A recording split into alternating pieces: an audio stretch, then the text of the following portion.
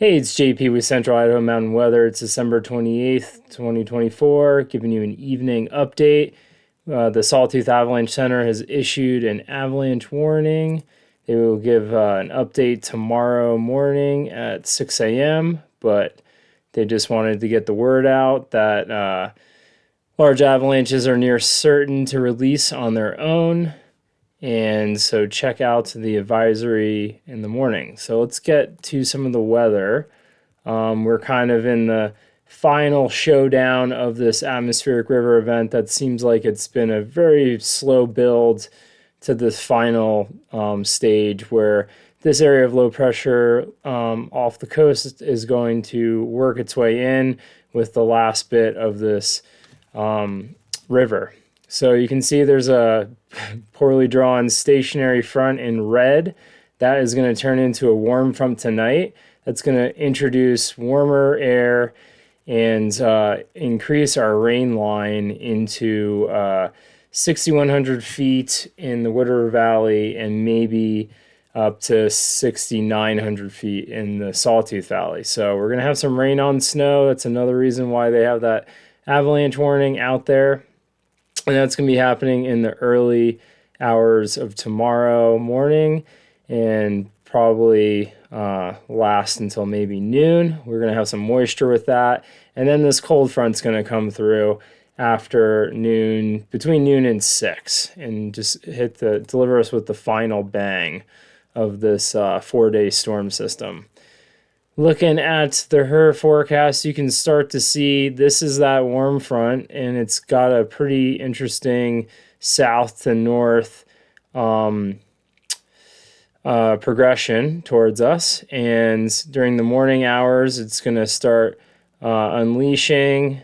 Warm fronts usually have pretty steady precip flows, but then as the afternoon comes into fruition, you can see all this mass to the west that's going to be coming through as a cold front, and we're going to have some pretty heavy rates coming through. You can see those yellow rates. Those are going to be over an inch an hour, and that's going to be happening mostly in the southern section of the Wood River Valley, but a good healthy amount of green, dark green, I should say, through the afternoon hours as that cold front comes through. And as that cold front comes through, those temperatures are going to drop. The winds are going to pick up. We're going to have gusts between 20 to 35 miles per hour. Soldier is going to be pushing in the 50s, maybe higher. So yeah, we'll have some wind, some west to southwest wind with that cold front as it comes through. Looking at storm totals through Monday evening, not too much in the valley floor because a lot of that's going to be pretty wet and heavy and likely rain. Stanley is showing high amounts because that could, the tail end of that cold front can really, when the temperatures drop, lay down some heavy snow in the Sunday evening hours. And then Galena Summit will be in the 12 to 18 range. All the other mountain ranges are all in the high portions are in the 12 to 18 inch range. Looking at day to day, tonight we'll see more snow. Not a ton in the valley floor, but some 6 to 8 in the high points of the Smokies and the Sawtooths. The Sawtooths and Banner have been just kind of getting snow the whole storm. But this is the final finale here.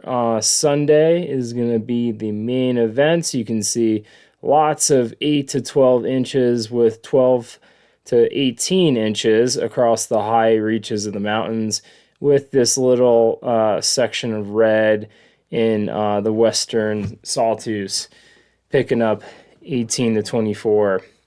So pretty good hit of moisture tomorrow. Good amount of 1 day or 12-hour SWE amounts. Baker Lake pushing almost an inch of water into the snowpack.